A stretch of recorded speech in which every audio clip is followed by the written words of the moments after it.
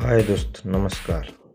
आज देखा पिलर नुआ डिजाइन देखु ये वेट बार बीम बंधाई।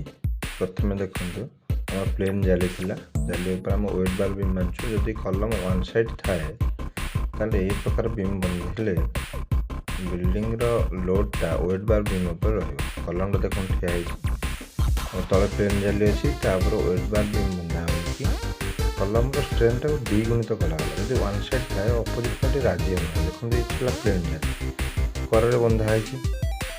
एपटे देखो आमर ए वन साइड कलम कि बंधा वेट बार बीम कम्प्लीट कराई बीम जी वन साइड थाए अपोजिट पार्टी राजी न हो खोलिया तेणु आम एमती कर नियम है कलमटा मझे ठिया कथा जेहेतु सैड्रे ठिया वेट बार बीम बांधा द्वारा आम आहरी कलम टी स्ट्रंग हो जाए जहाँकि कभी वन साइड कलम बस ठीक नहीं।